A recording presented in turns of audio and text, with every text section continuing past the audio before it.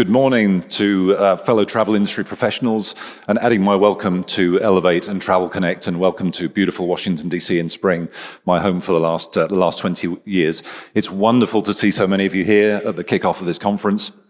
As was just mentioned, my name is David Smith. I'm ATPCO's Director of Offer Distribution and former Head of Standards and Governance. Now, I've spent 30 years in the industry so far, 10 with an airline, 20 now with ATPCO, and I've been really fortunate to experience firsthand what well-organized, constructive collaboration can achieve. So if you attended Elevate last year, hopefully many of you did, you may remember a panel on ATPCO governance and design teams, and that was collaboration to move us all forward together in a world of offers and orders.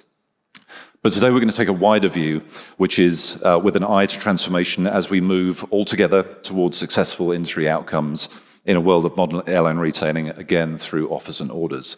So to discuss this with me today, I'm very happy to be joined by three good friends, longtime colleagues of mine as well. Firstly, you see to the far right there, Sébastien Nicolas. He's Revenue Management Manager for Pricing and Offer Solutions at Lufthansa Group. And he chairs the crucial IATA Airline Product Management Working Group. And they are crucial because they're currently designing the procedural and foundational standards for the product catalog, which is, of course, the basis for dynamic offers. Welcome, warm welcome to you, Sébastien. Thank you for being with the panel today.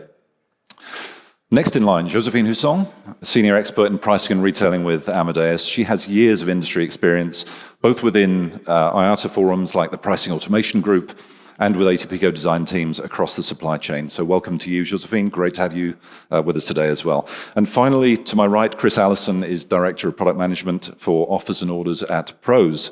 And he has a wealth of airline and technology experience and industry collaboration to bring to the table today in this half-an-hour panel, as former chair of the IATA NDC integration group as well. And he's a strong round-out to our panel. So once again, friends, colleagues, welcome to all of you. Really good to spend some time with you this early on our event stage. So back to collaboration, and just to kick us off today, my experience over the years has been that collaboration coupled with interoperability, interoperability being that everything works from end to end in our airline process, is crucial. And as a former revenue accountant, my first career at an airline, we saw this many times on the settlement and the accounting side of the business, that whatever the initiative, if it can't be reported, reconciled, and repeated, then it can't work in a sustainable fashion. And in my airline days, successful collaboration across divisions within an airline included implementation of an airline-branded UATP card, and that went from the consumer to the point of sale to fulfillment and revenue accounting. Now, fast forward to ATPCO, and the ingredients for success across a whole industry and multi-company became even clearer. And the best example to me that I can recall still is the design, the build, and the implementation of the standards and data content at the industry level for optional services and brands. Of course, that was 2010 and 2008 respectively, but remains crucial today in our path forward to offers and orders. And that was really the first time I saw industry facilitated groups representing pricing, reservations, ticketing, revenue accounting, all in one room, and they were just working it out together. I've seen revenue accountants getting closer to revenue managers. I've seen airlines collaborating much closer between those areas and distribution, along with technology providers and channels. And these are lasting, and as we can see, and we saw at the event last night, they're precious relationships that we keep for collaboration. So I do believe that the transformation that we're all driving will need this to be even closer as all of these disciplines centralize into offer and order management. So to our panel today, I'd like to start then by asking each of you, can you recount an experience of industry collaboration that made you feel like the whole community was really working together? And I'll start with you, Chris, to my right. Yeah, for sure. I'd like to go back to the early days of NDC, actually back to 2015, when we were trying to get the first official version of the standards onto the books. Prior to that, we had candidate schemas being used for pilot cases. But yeah, of course, we had to get the usual board sign-off. But at the time, other industry stakeholders wanted to assess what we were doing, make sure we weren't bringing any unnecessary risk into the system, and make sure we covered all our bases.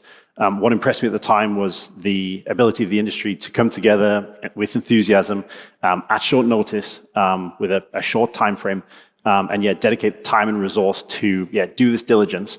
It was successful. We got the sign-off, of course. It was to time. And actually, we received some great feedback that we could bring not only back into the standard setting process, but also in terms of the enablement and education material that was needed to bring this to the rest of the industry. Excellent. Thank you, Chris. Now to you, Josephine.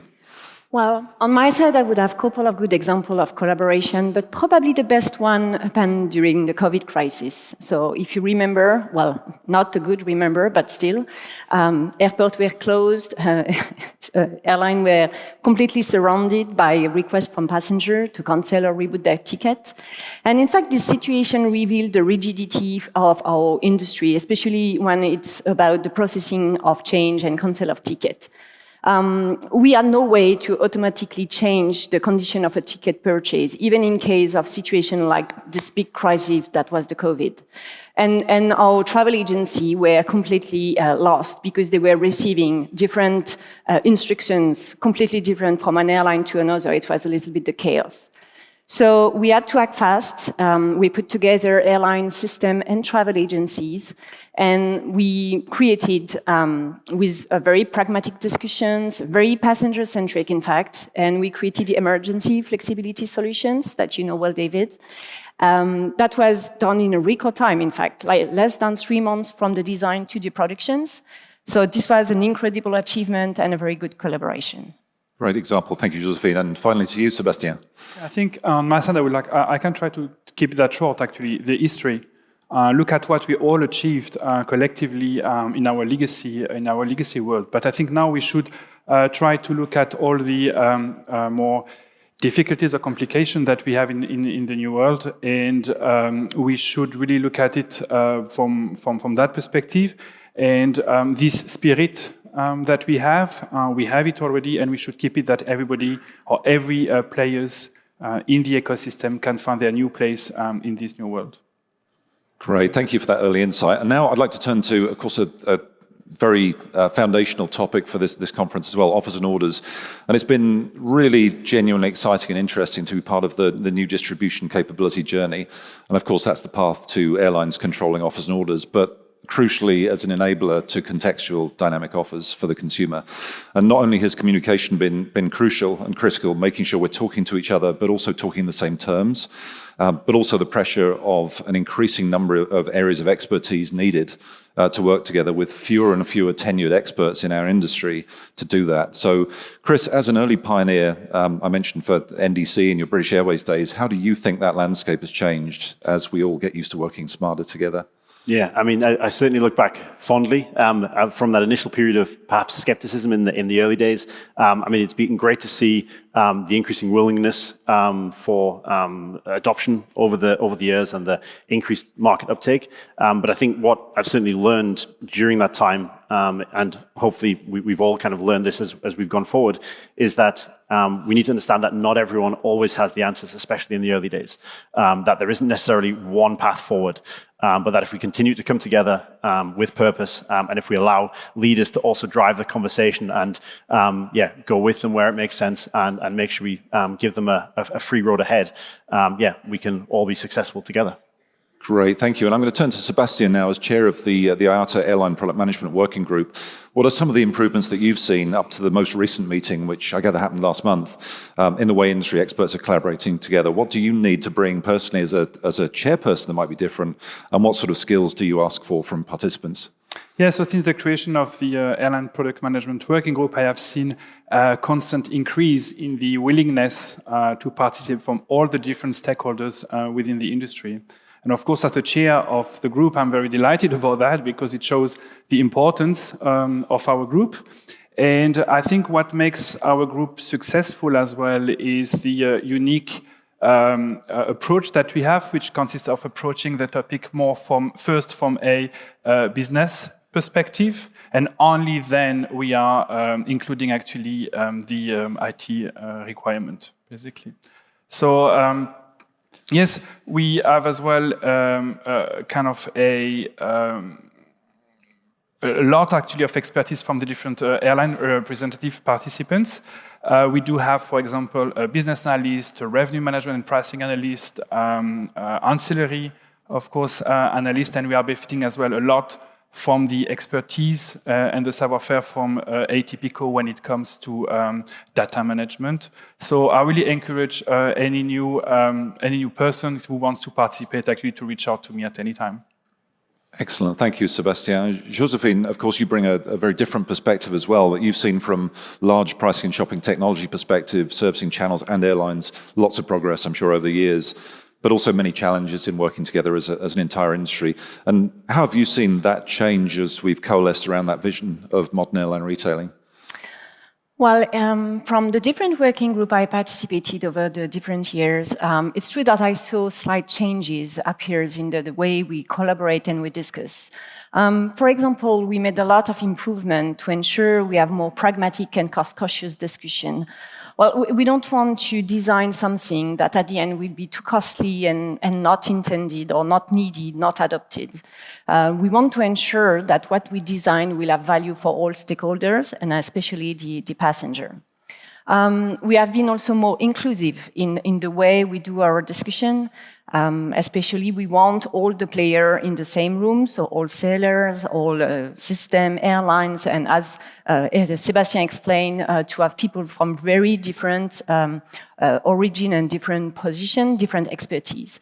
So clearly, all those progress we made will have a clear benefit for the transition to the modern airline retailing.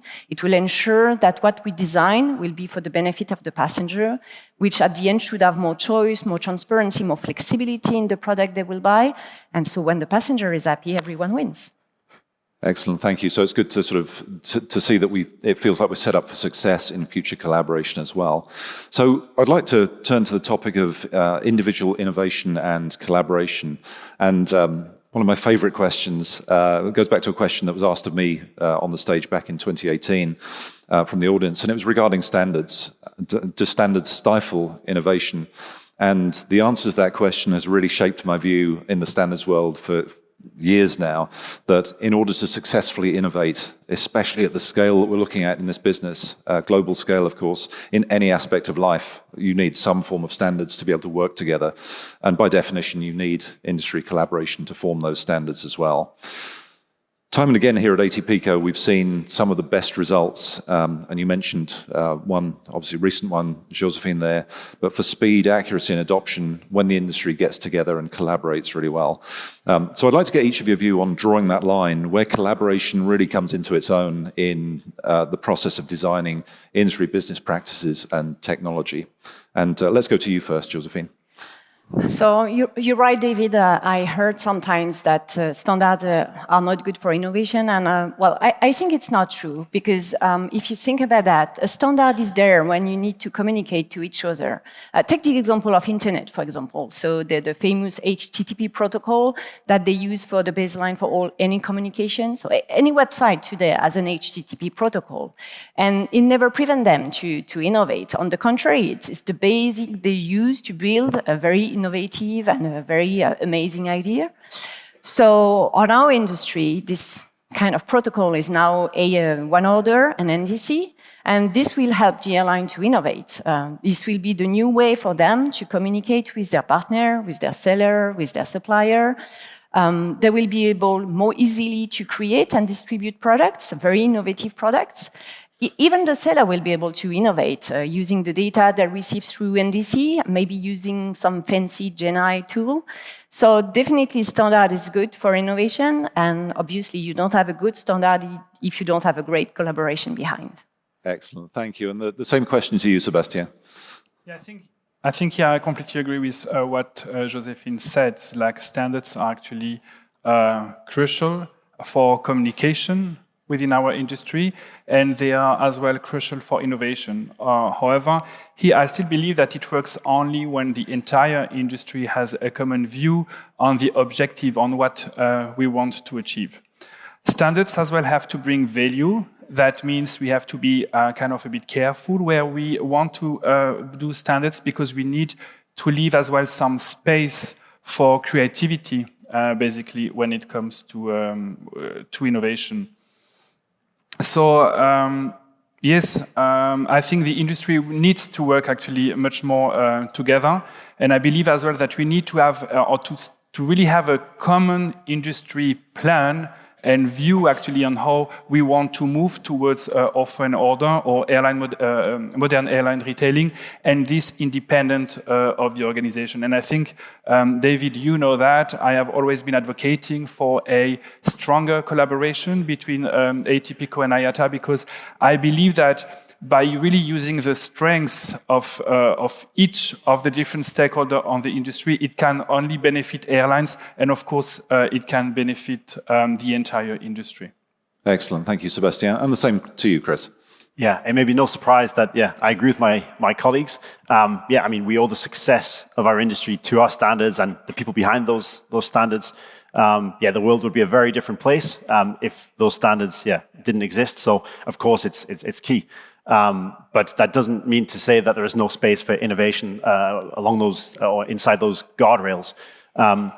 If we look at the upcoming transition ahead to full offer order and modern retailing, I mean, there is a challenge ahead in terms of, for example, available IT resource to help us complete this transition in a timely manner. And you can only imagine what that picture would look like, without standards.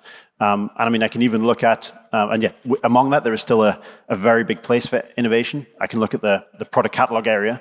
And actually, I've heard recently, and I tend to disagree, that this area is immature. But I mean, we're sitting here with Sebastien and his IATA product management group. ATPCO also have solutions in this area. Pros already have solutions at scale in other verticals in production. I mean, we want to leverage our experience here as well to deploy some pilots, to be pioneers, but for the benefit of the industry, to bring any feedback, good and bad, from those pilots into the industry discussion. And actually, if we didn't do that, if we didn't work in that collaborative manner, our solutions wouldn't be fit for purpose for our industry and for our customers. So all of this is vital for success, both for scale and for innovation. Thanks for that. It's good, and I particularly like your term, Chris, they're guardrails as well, that of course there's a need to move fast, but we need to be accurate, we need to scale, and perhaps that's sort of the guardrails start us off, and then we sort of move towards standardization as we scale together. Thank you. So I think we can probably all acknowledge that the shift as an entire industry to modern airline retailing and offers and orders is the biggest transformational change we've seen in our careers. I can certainly say that for me. But drawing on all of your experience, just to as a last question here, what do you think are the key elements for successful collaboration as we move forward together? And I'll start at the far end there with Sebastien. I think here, to answer this question, I would say we should never forget why airlines or industry is willing to move this world of a new offer and order or dynamic transformation.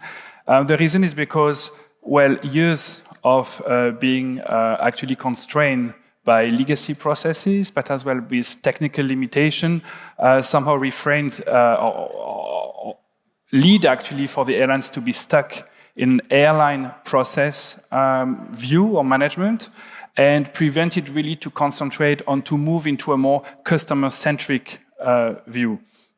And I think if we want to do this move, of course, it has a massive impact. It's a huge changes for all of us here. And at one point, and I think this is now the right point, we all must be ready to accept and as well willing as well to do this change. And only if all of us wants to change and to collaborate toward this change, then we will be able to be successful. Yeah. Excellent. Thank you for those thoughts, Sebastien. Josephine, to you for your closing thoughts. I will have, I think, two words, transparency and equality. We need to value the diversity of our participants in the collaboration, in the group of discussions. And we need to have everyone in the room, all sellers, all airlines, and system together. We need also to act as one group. I mean, we need to provide an equal opportunity to everyone to share their knowledge, their experience, to understand the requirement together, to think about these solutions, and to take decisions really all together, and that's the most important. Great, thank you for those thoughts, Josephine. And lastly to you, Chris. Yeah, and for me, beyond what my colleagues have said, it's also about the provision of resource and expertise to continue to accelerate the standard setting process and everything we need to do on the transition to our future model. And actually, with that, I'd urge you to dedicate resource in this area. it's vital for success that we do go together. So yeah, please continue with, and that's whether it's in the official industry channels or even not in the industry channels, at least with your value chain partners as well. And yeah, together we can achieve it, but alone it wouldn't be possible. Great stuff. Thank you for those thoughts, Chris. So I'd like to thank our expert panel today. I love the tone of collaboration that we're starting the day out with. But just to draw some conclusions as well from what I've heard, what you've heard this morning. So firstly, that we hear that in times of major change and the need for fast global effort, the industry collaboration that we enjoy as a community is essential to success in that area. It's proven to get results from retailer to supplier to consumer. As during the pandemic, to Josephine's example, very quick industry work, the record time, you mentioned a very fast standard and data out to global scale, when airlines really needed to alleviate change and refund rules for consumers that were no longer able to travel as planned. Secondly, that collaboration so far on the shift to modern airline retailing has been transparent and inclusive, and hearing that it's a firm foundation for the future. We must carry on in this vein of collaboration in order to get to scale. And ultimately, it will benefit the consumer with more choice and more flexibility. Thirdly, that far from being a barrier to innovation, that standards are essential as a foundation for scale. And to quote Josephine again, a basis for amazing and innovative ideas. Very descriptive and really captured the mood, I think. And then fourthly and finally, as we look toward the future for all angles of our ecosystem, whether it's airline, whether it's technology provider, whether it's seller, transparency, quality, diversity are crucial to collaboration of the future. So I look forward to continuing the journey with you, my panel, my friends and colleagues that joined me today, and with all of you, of course, as a community and our audience at Elevate and Travel Connect. You've heard it here. There's no doubt that in building a world of modern airline retailing through offers and orders, that we're distinctly better together. Thank you so much for your time this morning. I hope you've enjoyed this panel. I hope you've enjoyed being part of this panel, and I hope you enjoy a valuable ongoing experience at Elevate and Travel Connect. Thank you so much.